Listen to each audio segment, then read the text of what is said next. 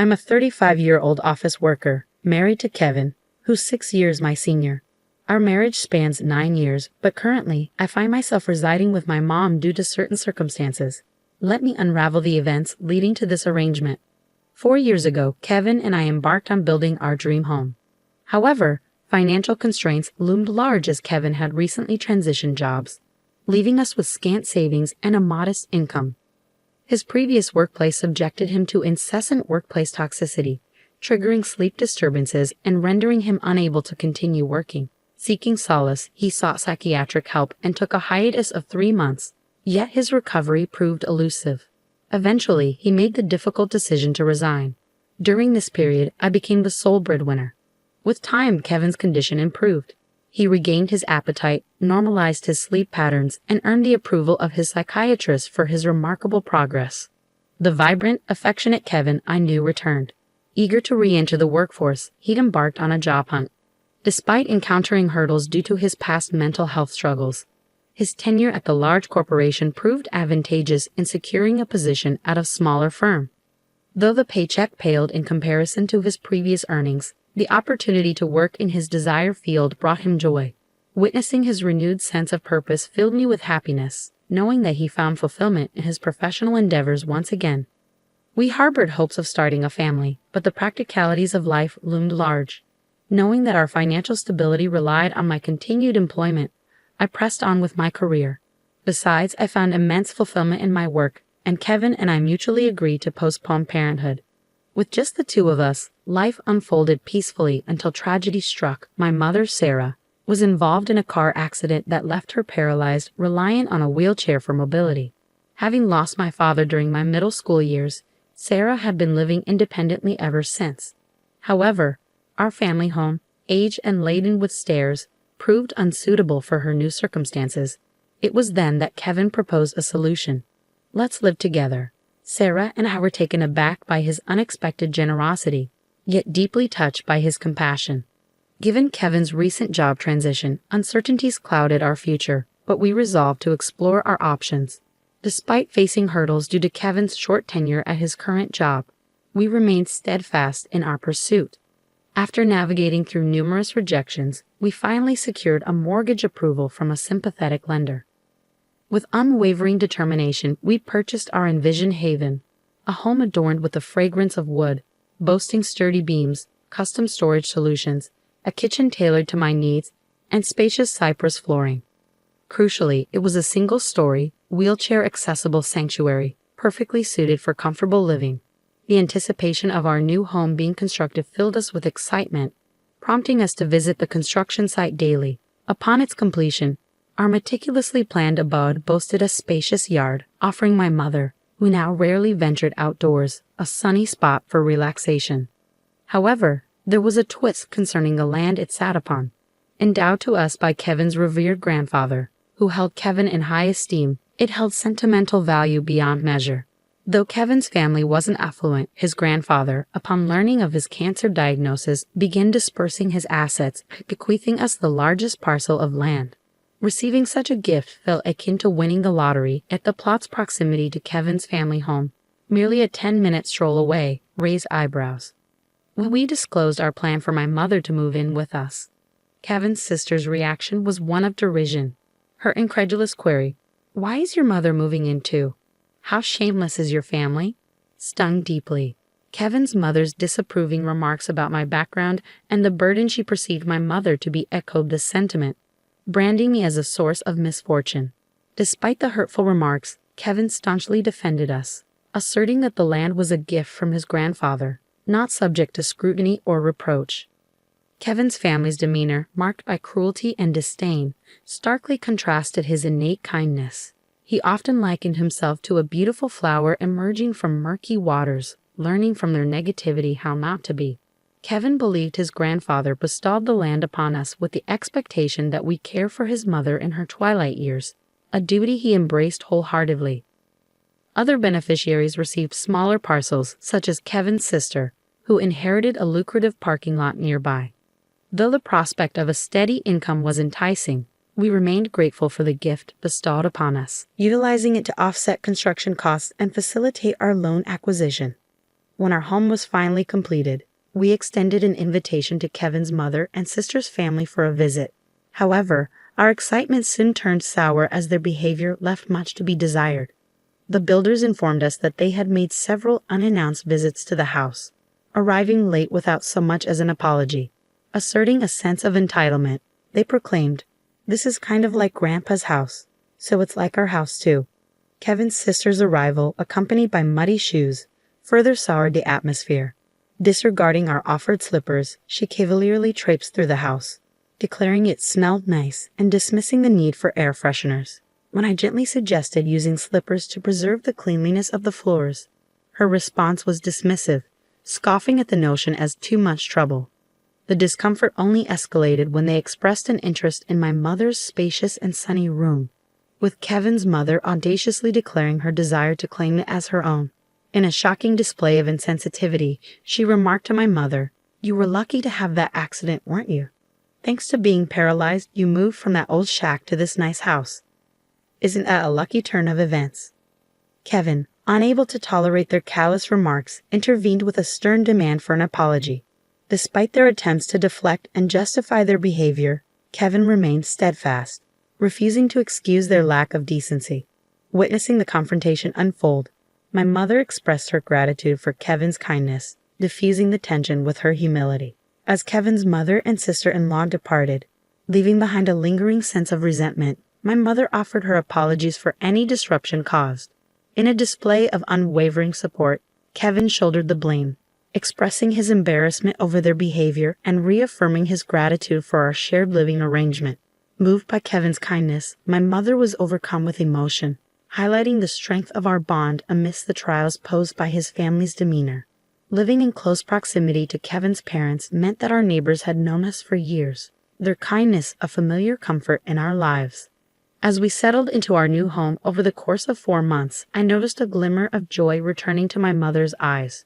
However, the tranquility was shattered by an unexpected phone call I received at work one day. The news that my mother delivered left me reeling with disbelief. Kevin had collapsed at his workplace, sending shockwaves of fear coursing through me. Hastening to the hospital, I clung to the hope that it was merely a scare, reassuring myself with visions of Kevin's usual jovial self. Arriving at the hospital, my heart sank at the sight of Kevin tethered to a web of tubes, his usual playful banter silenced by the gravity of his condition. The doctor's grim prognosis shattered my fragile optimism, plunging me into a surreal nightmare. The weekend plans we had eagerly anticipated now felt like distant memories as the harsh reality of Kevin's critical state unfolded. Devastation struck with unimaginable force when Kevin passed away, leaving me numb with grief. Amidst my anguish, the arrival of Kevin's family only added to the turmoil. Their accusatory words pierced through my sorrow, casting blame upon me for his untimely demise.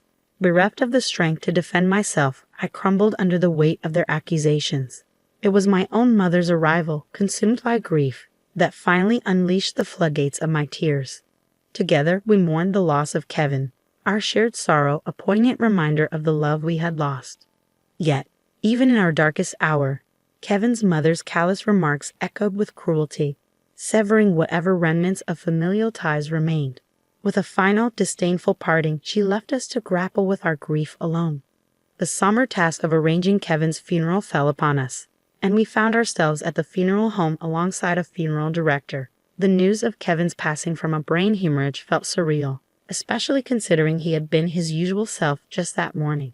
Informing my mother-in-law of the funeral arrangements yielded little response. She tersely conveyed her intention not to attend, citing Kevin's perceived allegiance to my mother and me. Her daughter, my sister-in-law, echoed this sentiment, declining to participate as well. Despite their absence, the viewing drew a crowd comprising many of Kevin's co-workers and friends. Their presence was a testament to the profound impact Kevin had on those around him. Tears flowed freely as mourners bid farewell to a cherished friend.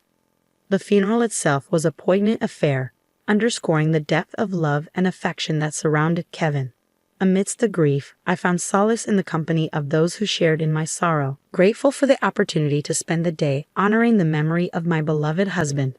As difficult as it was to reconcile with the absence of his family, I couldn't help but reflect on the inherent differences in our ways of grieving. I received an email from my mother-in-law, but its contents were inappropriate, leaving me hesitant to respond. Her persistent inquiries regarding the life insurance money only intensified, flooding my inbox with further demands.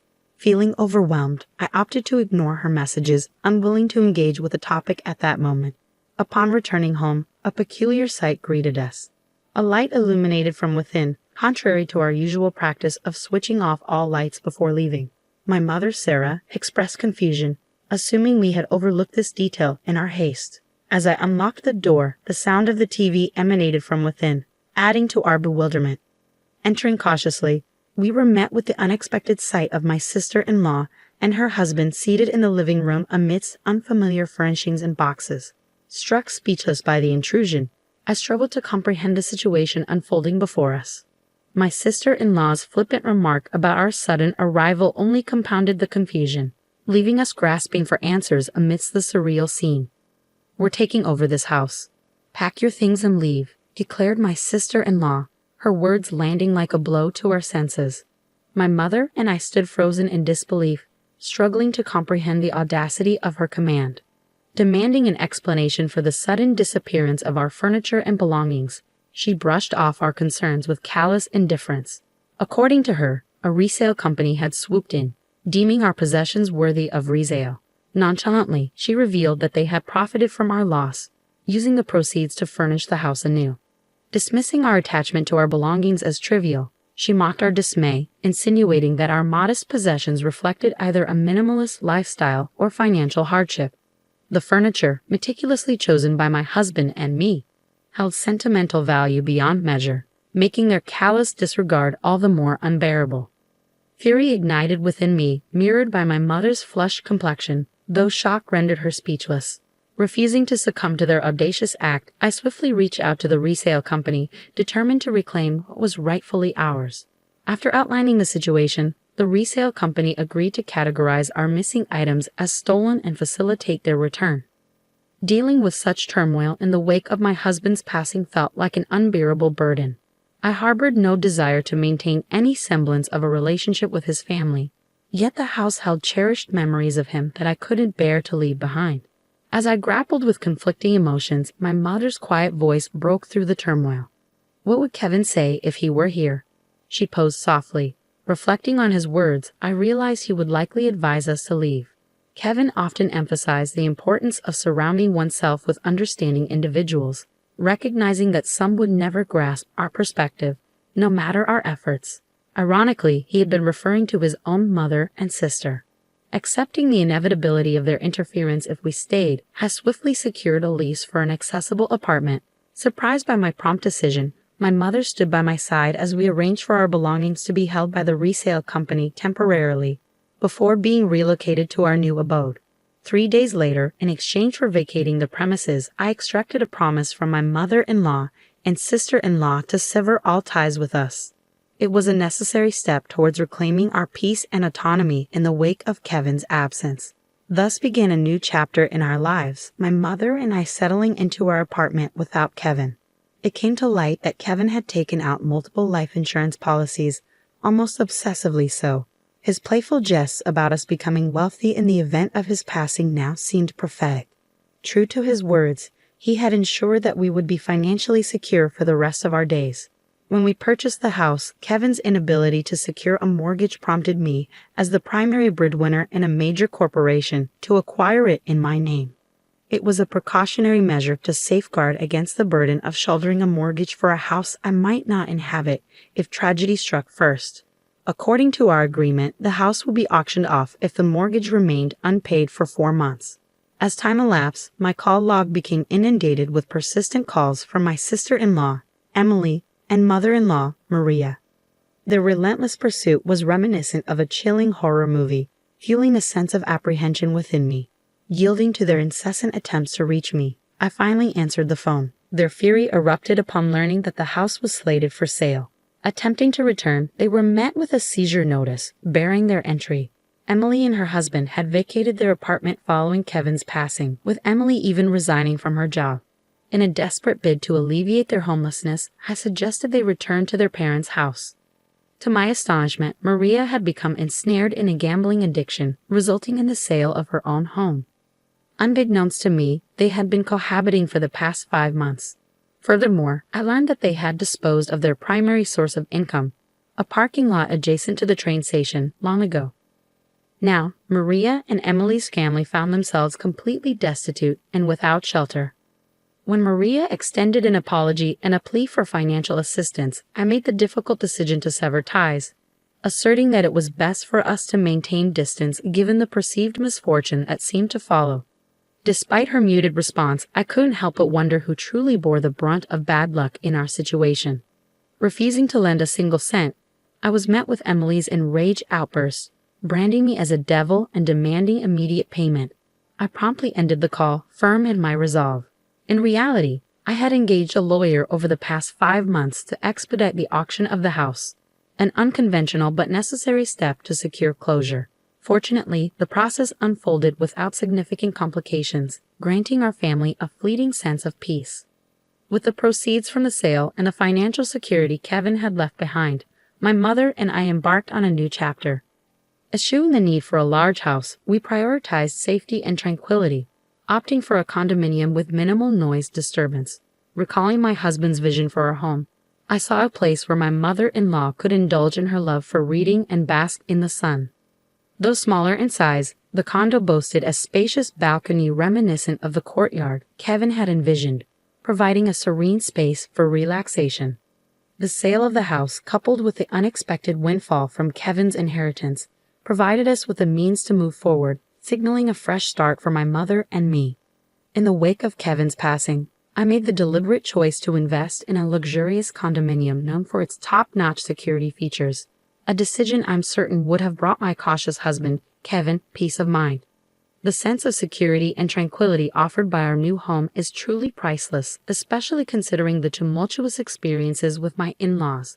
Life has taken a stark turn since Kevin's departure, and navigating the aftermath of his family's actions has proven to be emotionally taxing.